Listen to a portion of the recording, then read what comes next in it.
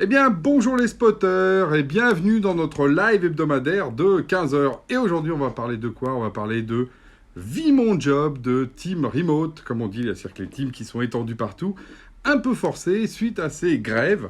Parce que du coup, aujourd'hui, à Genspot, on a plus de 90%, mais c'est même plus, quoi, qui sont aujourd'hui en remote. Tout le monde a télétravail. On n'est que 3, là, justement, dans les locaux. D'habitude, on est 25-30, ça grouille de partout. Et là, il n'y a plus personne. C'est le silence absolu. Et c'est vrai que du coup, on se retrouve dans une position totalement nouvelle. Et alors, on a fait justement un point équipe hier soir, et je me suis dit, je voulais partager un peu ce qui est ressorti d'une semaine de team remote forcé. Parce que Genspot, on n'est pas ça du tout. Genspot, on est au départ, non, on aime bien, on travaille ensemble, on est à Montreuil, on a des locaux, on a un open space, ça bouge, comme je vous dis. Et là, tout d'un coup, tout change. Alors, qu'est-ce qui s'est passé? Alors déjà, je dois dire que pour nous, effectivement, c'est vraiment quelque chose qui s'est passé très très bien, mais parce qu'on a la chance d'être, dans le numérique, d'être dans le digital, et justement de ne pas avoir besoin de se déplacer. Moi, je pense à tous ces gens-là, j'ai encore vu les infos hier soir, où on voit les gens qui sont en train de se bousculer pour monter dans les trains, pour rentrer chez eux. Nous, il y a la femme de ménage qui est venue, qui nous a demandé de partir plus tôt. Je lui ai dit, mais oui, partez plus tôt, parce pour elle, c'était plus de 2h30 pour rentrer chez elle. Donc, vous voyez, tout d'un coup, là, c'est autre chose. Donc, moi, je pense à ceux-là.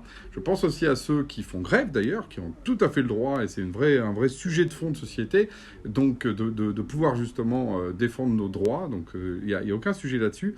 Donc, encore une fois, on est des privilégiés.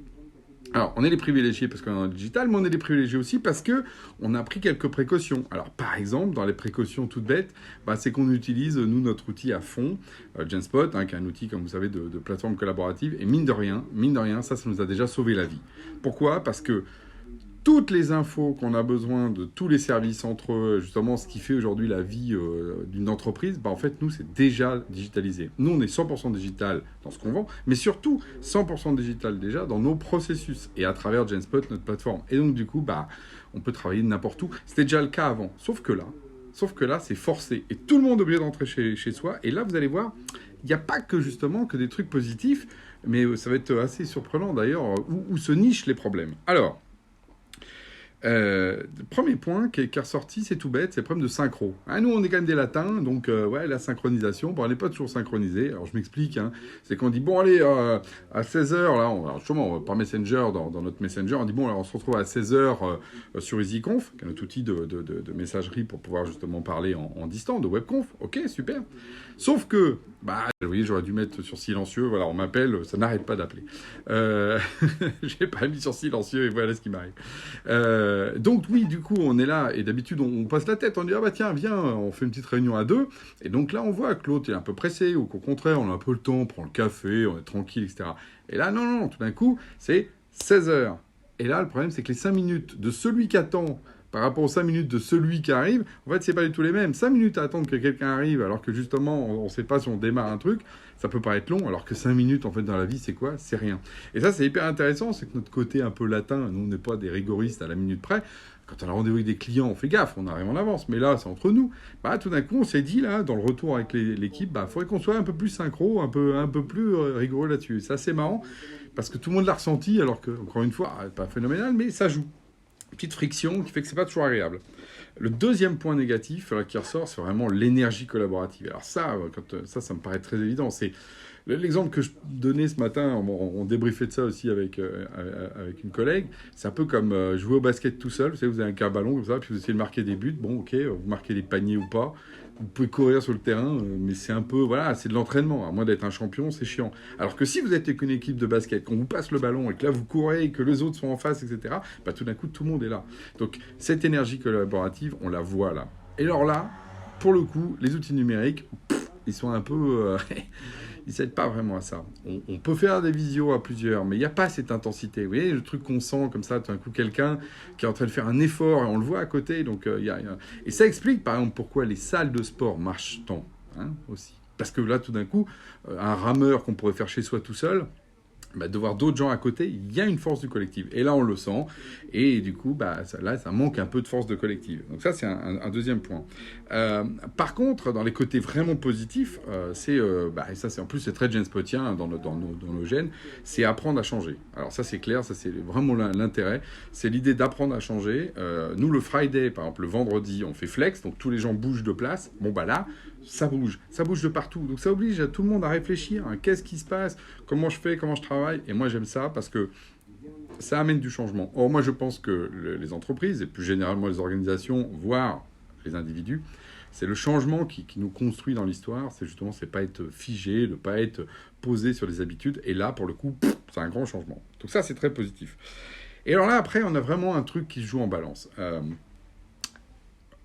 C'est intéressant parce que ça, c'est vrai sur tous les services, que ce soit la partie support client, la partie développeur. Donc ça ne touche pas à des typologies de gens, ou les commerciaux.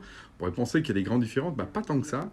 Entre deux attitudes, il y en a pour qui, à un moment donné, c'est tout d'un coup, ouf, je peux me recentrer sur moi, parce qu'effectivement, j'ai carrément beaucoup plus de temps que d'habitude. Je suis moins dérangé par mes collègues, par les clients. Enfin, on sent une baisse d'intensité par rapport à ça.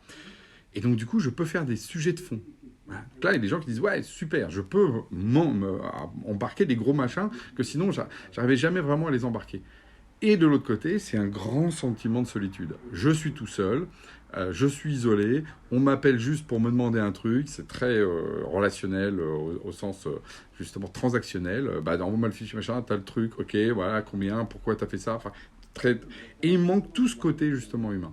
Et là, c'est le drame. Et ce qui est intéressant, c'est que nous, nos fameux réseaux sociaux d'entreprise, qui, on le dit souvent, une des critiques, c'est de dire « Oh là là, mais ça amène cette espèce de légèreté », mais en proportion de ce qu'est la vraie légèreté de notre monde, et qui est un plaisir aussi, d'être avec un collègue, de faire une blague, d'être là, en fait, effectivement, on voit bien que le numérique, là aussi, il manque de cette dimension, d'être capable d'apporter cette humanité, cette relation, cette force, et ça manque. Et là, ça manque, et donc, surtout, ce qui se passe, nous, c'est qu'il y a des gens qui en souffrent. Alors attention, encore une fois, je le redis, nous on est des privilégiés. C'est des petites souffrances. C'est des gens c'est au sens qui s'en sont plaints d'ailleurs comme ça. Mais voilà, par rapport encore une fois à ceux pour qui c'est une galère de faire 2 heures de transport, je veux vraiment faire la différence. Mais dans notre monde quand même de télétravail, et en pensant justement ce qu'est une team remote, oui, effectivement, il peut y avoir cette souffrance-là. Donc la question là qu'on est en train de faire, nous, c'est comment est-ce qu'on peut changer ça? Donc on a mis en place des petits rituels marrants.